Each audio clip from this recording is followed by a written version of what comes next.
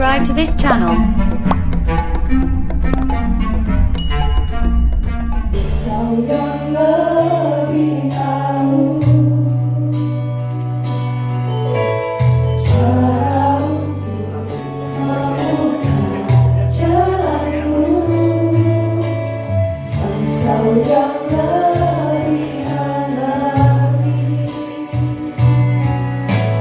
cara untuk menolong. Katakan ku percaya. Ku percaya Kau Tuhan yang tak pernah gagal, menjadikanku lebih dari pemenang. Ku percaya Kau Tuhan yang tak pernah lalai, menepati janji-janji-Mu. Mari kita iman dalam Shalom. Cuma bagi kasih Tuhan. Selamat pagi. Pagi ini saya percaya kalau setiap kita yang hadir di sini pasti dengan antusias untuk memuji Tuhan, untuk menerima berkat dari Tuhan. Amin. Amin. Kita mau siapkan hati kita untuk Tuhan. Kita fokuskan pikiran kita. Selamat pagi Bapak, selamat pagi Yesus, selamat pagi Roh Kudus. Terima kasih Tuhan, kami bersyukur kalau pada pagi hari ini kita semua boleh dipertemukan kembali di gereja untuk ibadah Tuhan. Kiranya Kau berkati jalan ibadah ini dari awal, pertengahan hingga akhirnya Tuhan. Biar setiap puji-pujian dan sembah kami juga bisa menyenangkan hati-Mu Tuhan. Terima kasih Tuhan atas hari-hari yang sudah Kau berikan ya Tuhan, atas kebaikan-Mu, atas kasih setia-Mu, atas setiap hidup kami Tuhan. Kami mau menaikkan syukur kita di hadapan-Mu. Terima kasih Tuhan.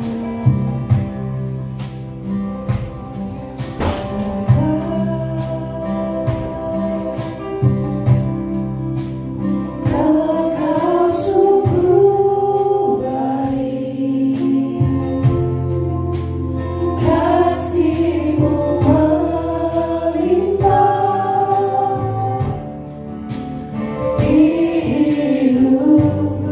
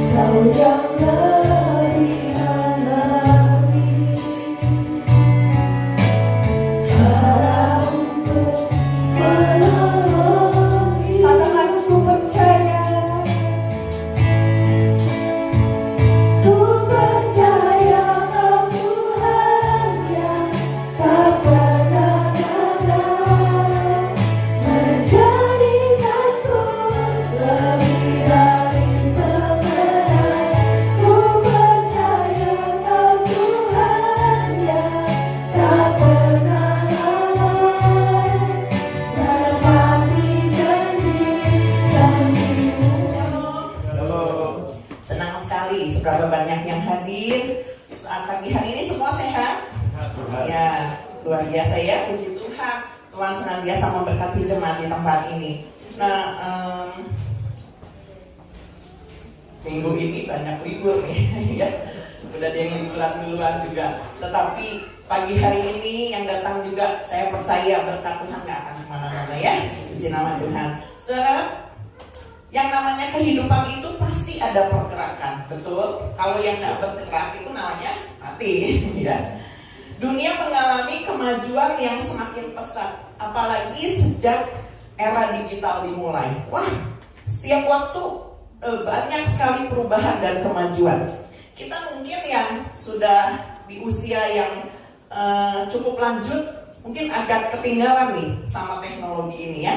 Tetapi setidaknya kita masih mau belajar agar tidak tertinggal jauh-jauh untuk yang lebih baik tentunya. Contoh kecil ya. Mami saya usianya udah lanjut. Saya kasih contohnya mami aja ya. Ya, mami yang udah umur 70 tahun lebih. Tetapi dia juga mau ketinggalan teknologi.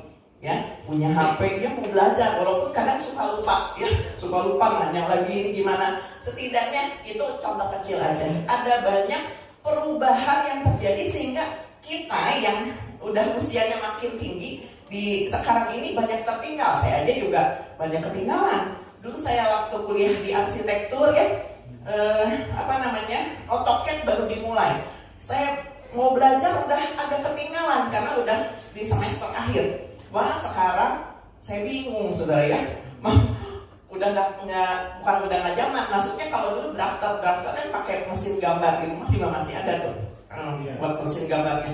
Udah nggak kepake. Terlalu lama saya bikin gambar satu gitu ya, membutuhkan waktu yang sangat lama. Tetapi kalau saya lihat perkembangan teknologi saat ini, mungkin namanya bukan AutoCAD lagi kali ya. Waduh, banyak sekali program-program yang baru dan lebih canggih. Saya sampai terkesima, wow, luar biasa. Sekarang bisa melihat 3 dimensi sampai ke dalam-dalamnya, desain rumah itu ya. Saya pengen, tapi ketinggalan gitu ya. Tetapi untuk belajar hal-hal yang seperti itu bukan satu yang terlambat kalau ada kemampuan. Itu kalau dari teknologi gitu ya. Nah terus anak-anak Gen Z ini bergerak dengan sangat cepat ya. Anak-anak generasi anak saya nih, wah udah luar biasa gitu. Maminya sampai ketinggalan, sampai bengong ini apa gitu ya. Wah mungkin anak-anak saya juga susah mau ngasih tahu ke maminya gitu. Tapi maminya juga nggak mau berhenti belajar nih gitu ya. Nah, manusia memang harus menentukan atau merencanakan langkah-langkah kehidupan. Yang tadi namanya kehidupan ada pergerakan, ya ada pergerakan. Itu harus ditentukan langkah-langkah kehidupan, ya. Tetapi kita harus mengetahui juga bahwa langkah kita bisa aja salah, saudara. Ya, kita terus melangkah tapi bisa aja salah. Karena dikatakan manusia sendiri tidak mengerti jalan hidupnya. Seperti ada tertulis di dalam Amsal 20 ayat 24 dikatakan demikian. Langkah orang ditentukan oleh Tuhan. Tetapi bagaimanakah manusia dapat mengerti jalan hidupnya? Itu tertulis di dalam Amsal 20 ayat 24 ya. Nah, oleh sebab itu saya mau men-sharingkan tentang menetapkan langkah-langkah kehidupan atau determine steps of life ya. Kita harus menentukan langkah-langkah kehidupan ya, agar kita terus bergerak maju bukan mundur. Akhirnya Tuhan yang menentukan hidup kita. Kita menyadari bahwa hidup kita ini ditentukan oleh Tuhan. Di ayat lain mengatakan di Amsal 14 ayat 12, ada jalan yang disangka orang lurus tapi ujungnya menuju maut. Oleh sebab itu kita harus berhati-hati ketika kita menetapkan langkah-langkah kehidupan ya. Kita harus menyadari, apalagi kita anak-anak Tuhan, bahwa oh ya, kita merencanakan sesuatu, merencanakan step-step kehidupan. Tetapi kita harus menyerahkan semuanya dalam tangan Tuhan, karena kita sadar Tuhan yang nentuin langkah hidup kita. Kalau kita salah, nih digeser sama Tuhan, kita harus mau. Saya kasih beberapa contoh dulu ya, sebelum nanti saya akan membagikan beberapa hal yang pasti memberkati saudara dan juga saya. Saya membaca di kitab Kejadian tentang proses perjalanan Abraham. Kalau saya bahas dari A sampai Z pasti panjang, nggak cukup hari ini. Tapi saudara nanti bisa merenungkan firman Tuhan itu di rumah nanti. Baca lagi ayat-ayatnya ya. Di pembacaan daily Bible reading itu sekarang kan memang lagi di awal-awal gitu ya. Tapi saudara pahami ketika saudara bolak-balik baca itu, ada sesuatu di dalamnya yang pasti boleh menjadi berkat buat saudara. Nah saudara, di dalam ini kita kasih contoh dulu tentang Abraham. Dia mengambil keputusan untuk mendengar suara Tuhan ketika dia disuruh keluar dari negerinya menuju negeri yang dijanjikan Tuhan. Saya pernah bahas juga ya bahwa Abraham ini udah enak hidupnya. Dia udah, kalau secara dunia ya hartanya udah banyak gitu. Tetapi dia meninggalkan semua itu, dia lebih mendengarkan suara Tuhan. Dan dia mulai melangkah bersama Tuhan. Dia ajak Lot ya. Tetapi di perjalanannya dia dihadapkan pilihan. Karena suatu hari gembalanya Abraham sama gembalanya Lot itu bertengkar. Kita akan baca beberapa ayat supaya saudara juga paham. Ya, nanti keseluruhannya saudara bisa baca di rumah. Di Kejadian 13 mulai ayat 14. Kejadian 13 ayat 14 saya akan bacakan. Setelah Lot berpisah daripada Abram, berfirmanlah Tuhan kepada Abram, pandanglah sekelilingmu dan lihatlah dari tempat engkau berdiri itu ke timur dan barat, utara dan selatan. Sebab seluruh negeri yang kau lihat itu akan kuberikan kepadamu dan kepada keturunanmu untuk selama-lamanya. Dan aku akan menjadikan keturunanmu seperti debu tanah banyaknya, sehingga jika seandainya ada yang dapat menghitung debu tanah, keturunanmu pun akan dapat dihitung juga. Bersiaplah, jalanilah negeri itu menurut panjang dan lebarnya, sebab kepadamulah akan kuberikan negeri itu. Itu yang disuruh Tuhan kepada Abram sesaat setelah dia meninggalkan tanah kelahirannya. Ya, dia berjalan, ada pertengkaran di tengah jalan. Tetapi akhirnya setelah Lot memilih, kan dia ngasih pilihan. Maksudnya artinya gini, kepada Lotnya dulu, dia sebagai paman harusnya notabene gini, yang tua dulu dong yang milih, yang muda juga kalau misalnya disuruh, ayo kamu dulu yang milih, yang tua dulu aja gitu. Tetapi ini Abraham dengan rendah hati berkata, ayo pilih dulu aja. Dan Lot memilih yang terbaik. Kebanyakan orang pasti kalau bisa memilih untuk pertama kalinya. Kenapa? Karena ini dapat yang terbaik. Kalau saudara dikasih pilihan terus dikasih keluar memilih, banyak orang gitu ya. Kalau misalnya undian terus mau dapat hadiah, coba ya saya dulu supaya dapat yang terbaik gitu ya. Nah, tetapi tidak dengan Abraham. Kenapa? Karena dia tetap percaya Tuhan. Pegang kata ini ya. Dia tetap percaya sama Tuhan. Walaupun dia dikasih tanah yang mungkin kurang subur di pemandangan manusia. Karena lo udah pilih yang baik-baik. Karena kan dia udah dikasih kesempatan terlebih dahulu untuk memilih. Nah siapa suruh saya dulu yang milih. Dipilih yang baik. Wah ini nih tanahnya subur, kaya gitu. Saya ke sana. Ya. Tetapi tadi janji Tuhan seperti itu. Keturunanmu akan banyak seperti debu di tanah, bahkan dikatakan seperti bintang di langit, gitu ya. Nah, itu yang pertama. Kemudian yang kedua contohnya adalah Ishak. Ishak ini adalah keturunan Abraham, anaknya Abraham yang dijanjikan oleh Tuhan. Ya. Saya akan baca dalam Kejadian 26 mulai dari ayat 24. Lalu pada malam itu Tuhan menampakkan diri kepadanya, maksudnya kepada Ishak, serta berfirman, Akulah Allah ayahmu Abraham, janganlah takut, sebab aku menyertai engkau, aku akan memberkati engkau dan membuat banyak keturunanmu karena Abraham hambaku itu. Sesudah itu Ishak mendirikan mezbah di situ dan memanggil nama Tuhan. Ia memasang kemahnya di situ, lalu hamba-hambanya menggali sumur itu. Janji yang diberikan Tuhan kepada Abraham, Tuhan berikan juga kepada Ishak. Sama seperti ayahnya. Ishak pun diperhadapkan hal yang mirip. Beda tahun, beda generasi. Saat itu Ishak dan gembala-gembalanya, anak buahnya menggali sumur. Tuhan memberkati usahanya gitu. Tapi wah terjadi pertengkaran dengan warga setempat gitu ya. Wah nggak boleh nih gitu ya. Karena ini pendatang tapi kok makin kaya gitu. Tapi Ishak mengalah. Dia pergi menggali sumur yang lainnya. Itu juga menggali sumur yang lainnya sampai akhirnya dia berhenti di satu sumur. Sebetulnya itu sumur-sumur itu katanya sudah pernah digali sama zaman bapaknya itu nggak tahu ya, karena udah tutup, udah kering gitu. Tetapi ketika Ishak mengusahakannya, semua berhasil. Saudara, kebanyakan orang kalau udah usaha berhasil terus digoncang, dia merasa nggak aman. Tapi Ishak ini mau melepaskannya, luar biasa ya. Nggak banyak orang seperti itu. Dia lepaskan, ini nggak diperkenan Tuhan. Walaupun kalau secara dunia gini ya, gue udah diberkati di sini, enak aja ya, gue lawan nih gitu.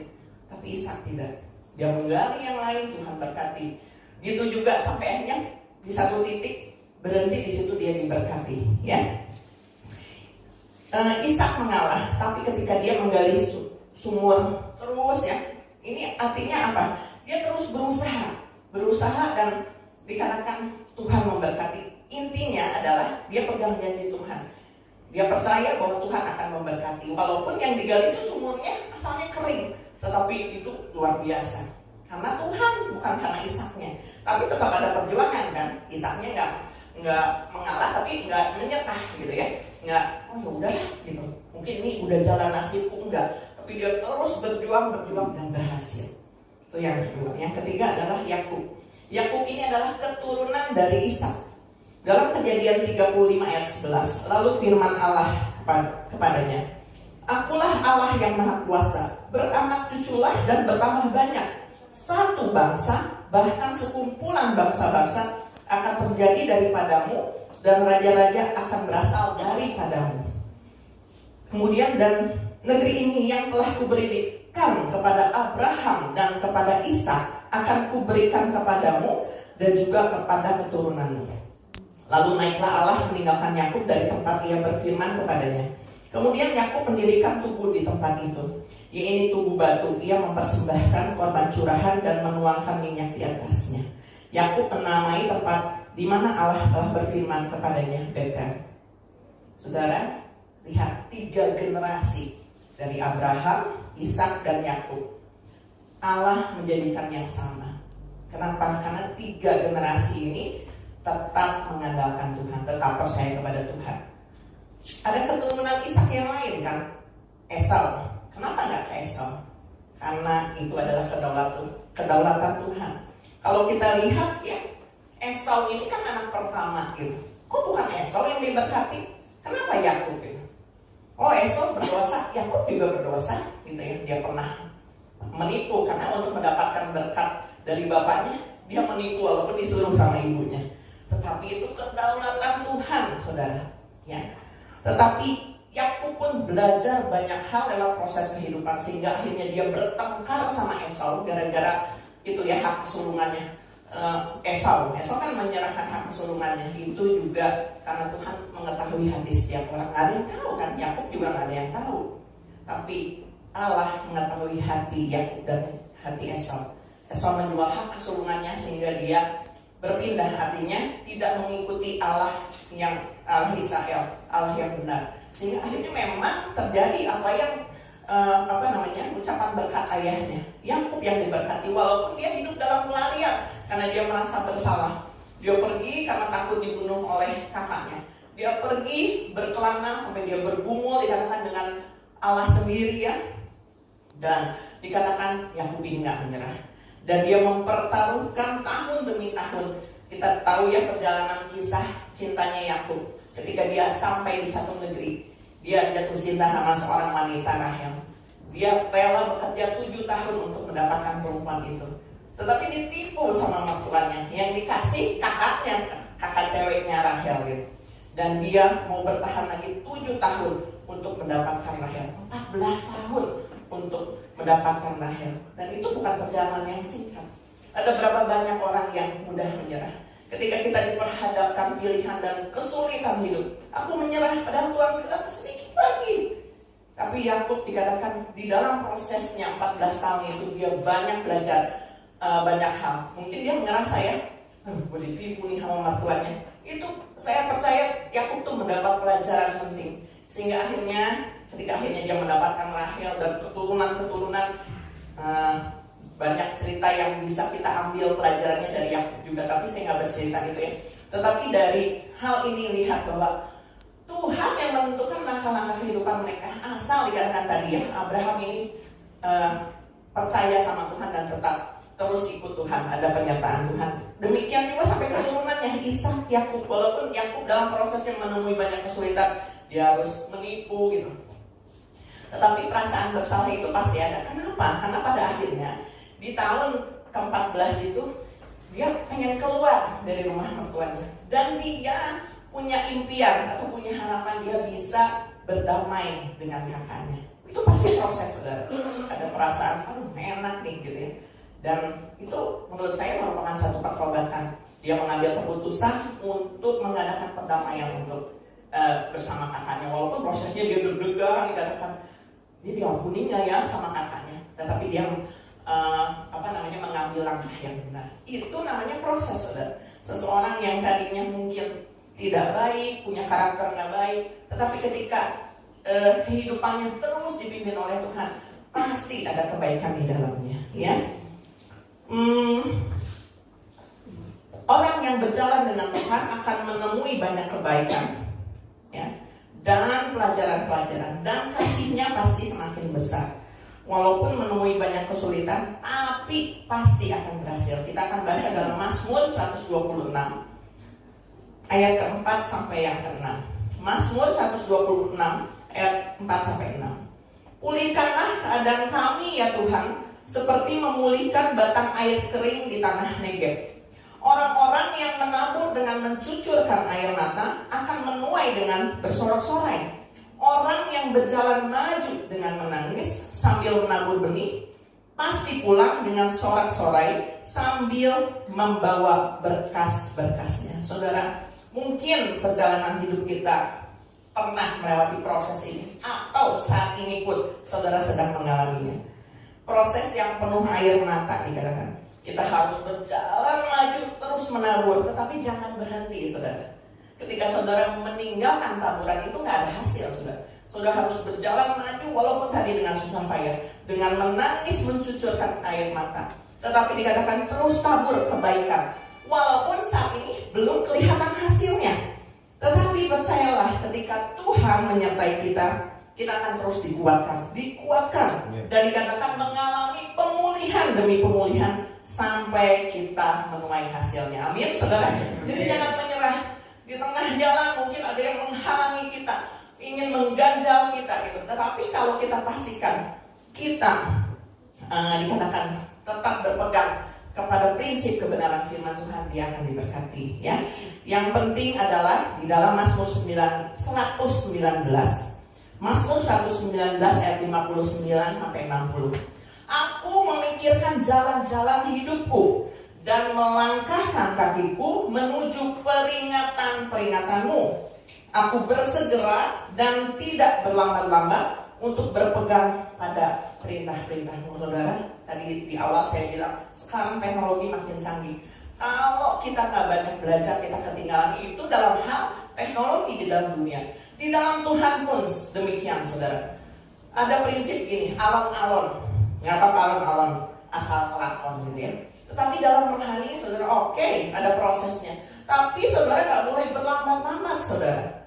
Tuhan ngasih kesempatan kepada kita, tetapi dikatakan hidup kita nggak ada yang tahu. Kita pengen umur panjang, tetapi sekali lagi kedaulatan itu punyanya Tuhan. Jadi selama kita dikasih waktu nih, kita sebagai pendatang di dalam dunia ini, kita pergunakan sebaik-baiknya.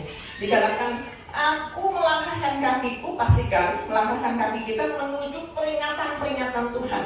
Karena seseorang kalau dikasih tahu yang baik, ya artinya peringatan-peringatan, kadang juga suka ada yang bandel. Tetapi nggak ada yang bisa menolak loh ya. Tadi pilihannya ada di kita. Tadi yang saya kisahkan ya itu kan nggak panjang yang saya bilang, nggak saya ceritakan dari A sampai Z. Tapi kalau saudara tangkap bagaimana perjalanan Abraham sama Lot yang terpisah, mana yang memilih Tuhan, mana yang enggak, beda hasilnya. Kemudian Ishak, ya, Ishak jalan hidupnya beda sama Ismail. Kemudian Yakub jalan hidupnya beda dengan Esau. Mereka bersaudara loh. Di dalam keluarga, saudara. Mungkin kita punya saudara, tapi kadang jalan hidup kita berbeda. Tetapi pastikan, saudara, saya inginnya sih gitu ya. Saya selalu mendoakan anak-anak saya. Saya pun bersaudara cuma berdua. Ya, anak-anak saya terus doakan supaya jalan hidup kita itu melangkah kepada peringatan-peringatan Tuhan, supaya kehidupan kita nggak binasa, saudara. Jadi kita nggak bisa egois kalau itu udah diselamatkan sama Tuhan tadi ya.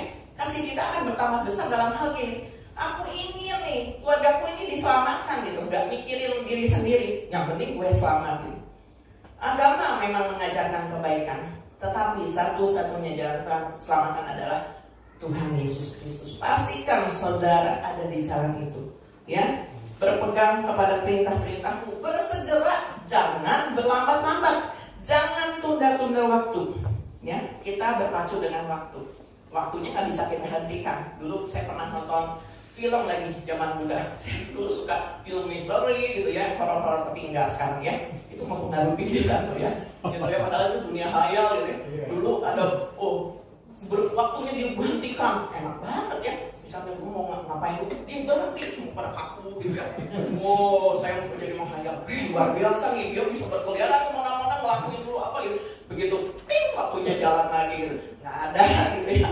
Kalau Tuhan bisa menghentikan waktu gitu. Tapi tidak dengan kita. Waktu ini terus terus jalan gitu. Jadi kita harus mengejarnya gitu. Tapi mengejar untuk hal-hal yang baik, saudara. Saudara semua kan lagi berjuang di dalam dunia ini, ya.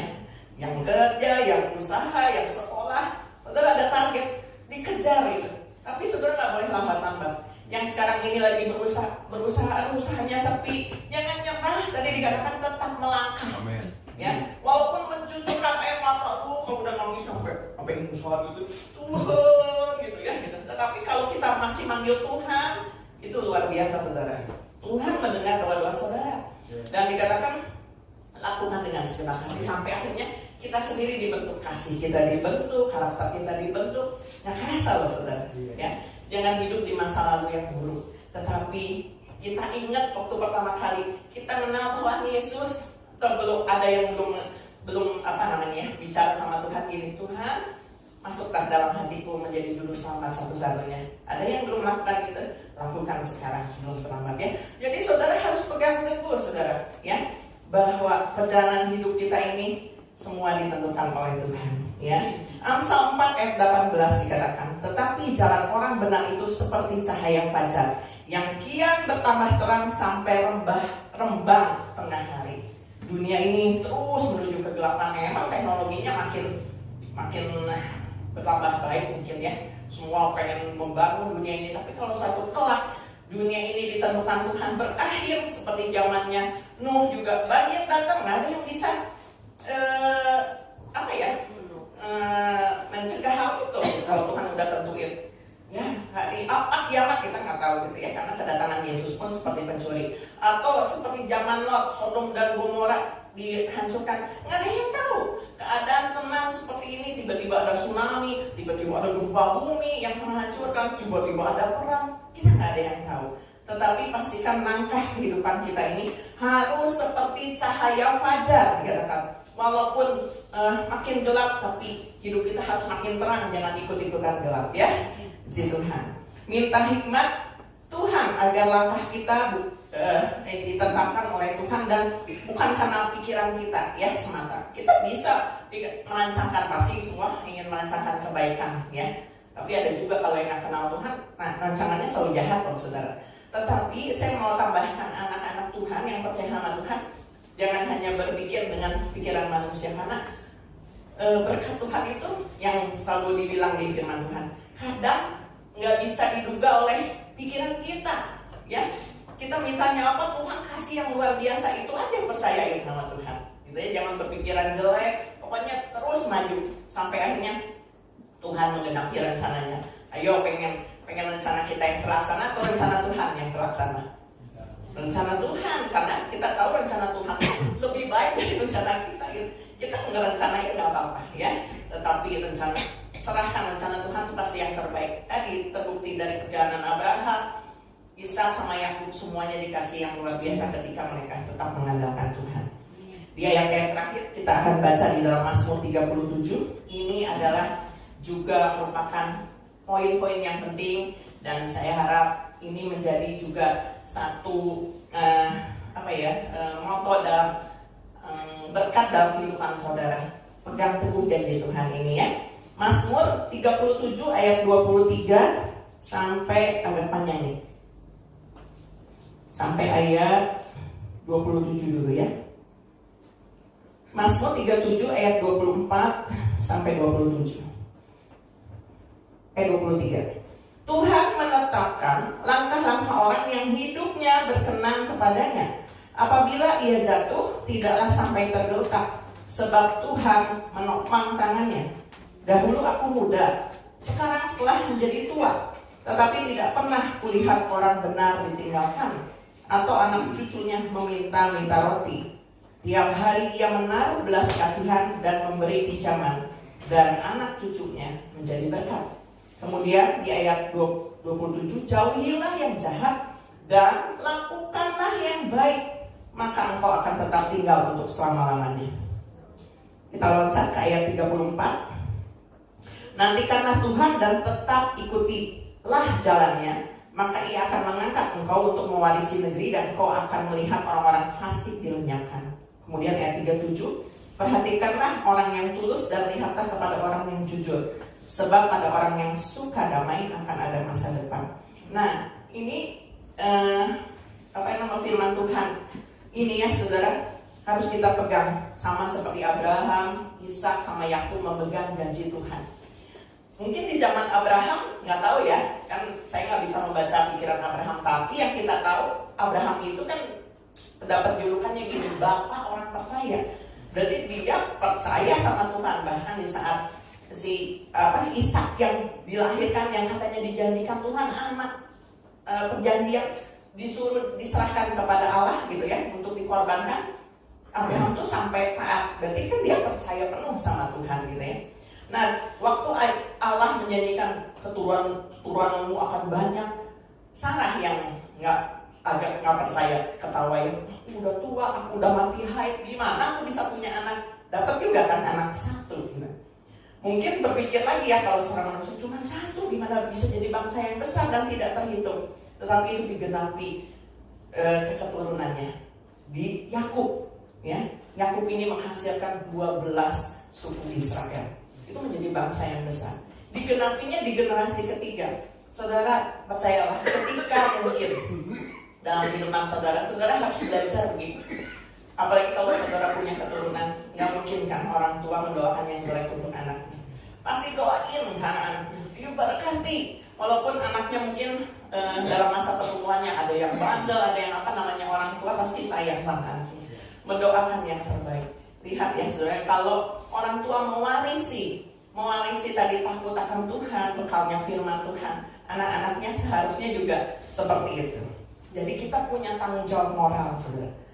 Saudara-saudara yang di sini yang sudah mendengarkan firman Tuhan punya tanggung jawab moral, bukan kepada orang-orang ini tapi kepada Tuhan saudara.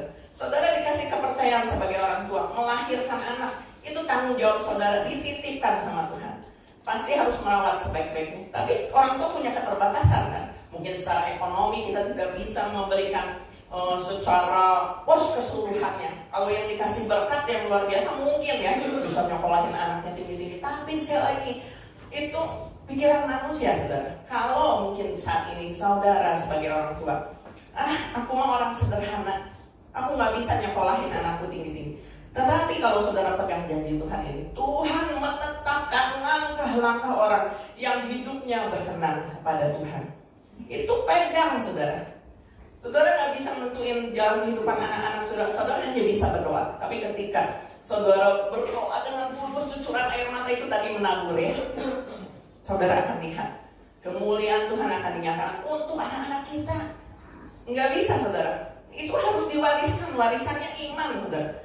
Saya sama suami nggak bisa memberikan semuanya sama anak-anak saya gitu ya. Kadang pengen orang tua memberikan apa gitu, tetapi kami punya Allah yang luar biasa dan sanggup memelihara kehidupan anak-anak kami, termasuk bukan hal dalam pendidikan aja, tetapi saya selalu berdoa gini, iman mereka Tuhan, iman mereka supaya mereka tetap takut akan Tuhan. Dan yang selalu saya tekankan sama anak-anak, jangan kalau bertengkar ada ya kayak tadi Abraham sama Lot gitu suka berselisih, jangan putus hubungan. Tuhan itu mengasihi mengasihi kita loh, ya. Seburuk apapun Tuhan mengasihi kita, Dia merangkul kita.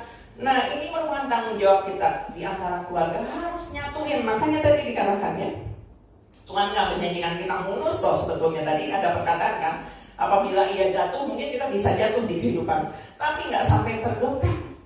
Tuhan yang menopang, ya, supaya kita belajar ketika kita jatuh itu sakit. Tapi kalau orang yang nggak pernah jatuh, nggak tahu rasa sakitnya seperti apa. Mungkin itu diajar supaya orang itu nggak sombong. Tapi Tuhan izinkan kita jatuh karena saya sakit dulu. Oh iya ya, saya nggak boleh begini, gitu ya. Tapi arahnya terus ke Tuhan, ya. Tapi yang kita harus pegang adalah janji Tuhan. Tadi orang-orang benar itu nggak pernah ditinggalkan Tuhan, nggak akan jadi peminta-minta akhirnya miskin gitu. Miskinnya sampai melarat gitu, enggak saudara. Nggak ditentukan oleh uang yang banyak. Ketika saudara bisa mengucap syukur, kita lihat dari ketiga orang tadi ya, Abraham, Ishak, Yakub, mereka selalu mendirikan mezbah. Ada ucapan syukur walaupun mereka pada saat itu belum mendapatkan doanya loh. Tetapi mereka segera membangun tubuh mezbah. Itu diajarkan dari orang tuanya. Abraham seperti itu, Ishak pun akhirnya seperti itu. Waktu ini berkat Tuhan luar biasa mendirikan tubuh gitu. Itu ekspresi ya, ucapan syukur. Kita juga harus demikian. Berkat sekecil apapun ada ucapan syukur, Tuhan makasih ya, walaupun dapatnya segini, makasih Tuhan, ya. Tapi yang kita harus pegang lagi prinsip ini, banyak sekali saudara hal-hal yang makanya menentukan langkah-langkah kehidupan itu seperti itu. Lakukan yang baik, dikatakan. Lakukan yang baik, jauhi yang jahat. Kalau saudara tahu itu tuh jahat, ya berarti kita jangan lakukan. Atau melihat orang melakukan ini itu jahat, kita jangan melakukan. Karena saya pernah juga bilang ya, ada prinsip gini, lu bisa jahat sama gue bisa lebih jahat dari lu. Itu harusnya nggak ada di dalam kamus orang Kristen, ya gitu. Jadi kalau orang jahatin kita, tadi pagi saya dapat firman itu kan, ya, kalau kita memberikan kebaikan pada orang yang baik sama kita, itu biasa, saudara. Tapi kalau ada orang yang jahatin kita, tapi kita menabur terus kebaikan, mendoakan dia, itu seperti menaruh bara api di atas kepalanya. Dikatakan, lakukan yang baik, jauhi kejahatan. Itu yang harus ada dalam prinsip hidup kita. Ketika kita melangkah, menentukan langkah hidup kita, ikuti jalannya. Dan dikatakan tadi, saya jadi nyimpang banyak ya, di ayat 37 tadi dikatakan, perhatikan orang yang tulus, lihat kepada orang yang jujur, dan juga orang yang suka damai akan ada masa depan. Tadi kan saya sedang berbicara tentang keluarga ya saudara. Jadilah pembawa damai. Kalau saudara ada di sini mendengarkan firman ini, saudara harus pastikan saudara yang harus jadi pembawa damai di dalam keluarga saudara. Mungkin saat ini ada keluarga-keluarga yang terpecah, anak-anak dengan orang tua, mungkin dengan saudara jauh. Pas pulang saudara ingat, oh iya, saya mungkin belum minta pengampunan. Walaupun tadi ya yang Yakub mungkin bukan sepenuhnya salah Yakub karena dia disuruh ibunya, tetapi hubungannya pecah sama Esau. Dan Esau punya dendam sama Yakub sehingga dia bilang, kalau ketemu gue bunuh. Itu kakak adik saudara, bisa seperti itu. Tetapi Yakub memutuskan dia minta maaf sama Esau. Kan terbukti kalau saudara baca, mereka berangkulan bertangis-tangisan, ya, karena kasih Tuhan telah membentuk Yakub. Banyak hal yang kita bisa petik ketika kita membaca firman Tuhan. Jangan kita baca firman Tuhan seperti baca koran aja. Kita kalau baca berita-berita di medsos, kita antusias, waduh, berita apa share ya, ini luar biasa nih gitu ya. Firman Tuhan yang di-share saudara. Tetapi saya percaya ketika saudara itu harus dilatih ya. Dulu juga saya suka ada rasa bukan minder gini, dikirim nanti orangnya ini nggak ya, nerima nggak ya. Dulu seperti itu saudara. Tapi saya nggak peduli sekarang. Saya membagikan kebaikan saudara. Kalau orang yang suka paling dia bilang jangan kirim-kirim lagi, ya udah saya nggak akan kirim. Atau dia blok saya nggak akan kirim gitu. Tapi kalau sama orang itu ya dikirim, diam ya nggak apa-apa gitu. Tapi saya percaya perkataan firman Tuhan ini nggak pernah sia-sia. Saya membagikan kebaikan. Jadi prinsip-prinsip itu saya hancurkan dulu gitu saya saudara ya. Tapi kok saya bagikan kebaikan, bukan saya makiin orang gitu. Ya. Jadi biarlah kita menjadi berkat dalam kehidupan kita. Ketika saudara menentukan langkah-langkah kehidupan, yang harus saudara percayai betul-betul adalah gini, iman saya ini sama Tuhan. Jadi kita berencana, nentuin langkah-langkah yang sekolah, nentuin langkah kehidupan. Oh, aku belajar nih supaya dapat yang bagus. Yang berusaha, aku berusaha nih supaya daganganku laku. Yang di toko, saya berusaha nih supaya dapat banyak pelanggan. Yang kerja di kantor, oh aku berusaha sungguh-sungguh supaya gajiku naik. Semua punya target seperti itu. Tetapi lakukan dengan tulus, lakukan yang baik, menabur, dan jangan pernah berhenti berjuang sama seperti Ishak tadi. Dan tetap mengandalkan Tuhan. Gitu. Itu aja kuncinya ya saudara ya, yang bisa saya bagikan pagi hari ini. Puji Tuhan, saya tidak akan panjangkan. Sebentar kita juga akan melaksanakan perjamuan kudus. Resapi makna dari perjamuan kudus ini bahwa ketika kita merasa ditinggalkan di dalam dunia ini, ketika tidak seorang pun memperhatikan kita, Tuhan gak pernah ninggalin kita saudara. Gak membiarkan kita jadi peminta-minta, artinya pengemis. Tetapi Tuhan memberikan keberhasilan. Kemenangan itu harus kita pegang tahun ini, walaupun hasilnya belum kita dapat, tapi kita pegang. The years of victory itu bagian kita. Kita harus bilang gitu sama kita. Walaupun saat ini susah jalannya, Tuhan tahun ini adalah kemenangan, tahun kemenangan bagiku. Itu harus saudara ucapkan. Amin. Ya, ku tak mau berjalan.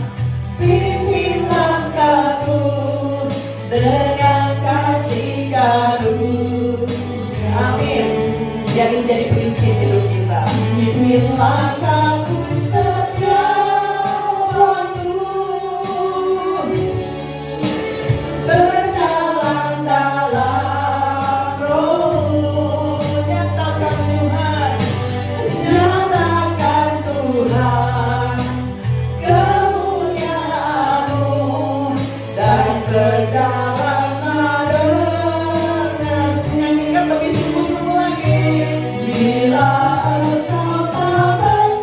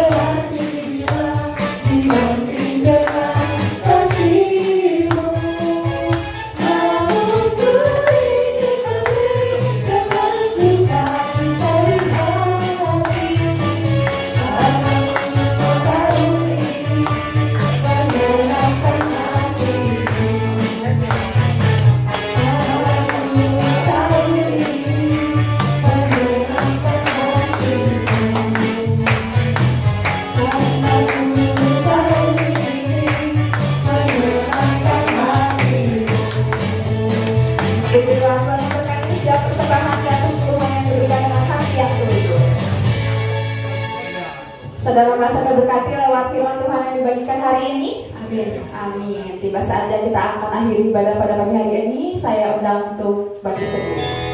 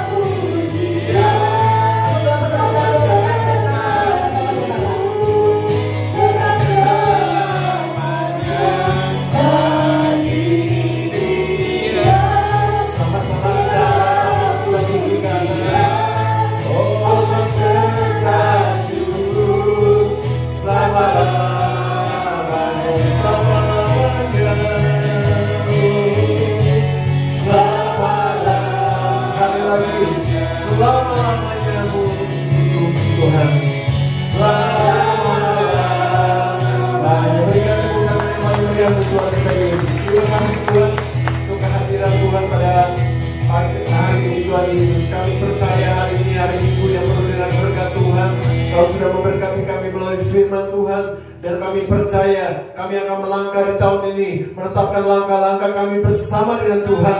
Kami percaya ada satu langkah-langkah yang pasti, dan kami harus melalui bersama dengan Tuhan Yesus. Tuhan akan memberikan kekuatan, dan pada akhirnya nanti kami akan meraih kemenangan demi kemenangan dalam berbagai area kehidupan kami.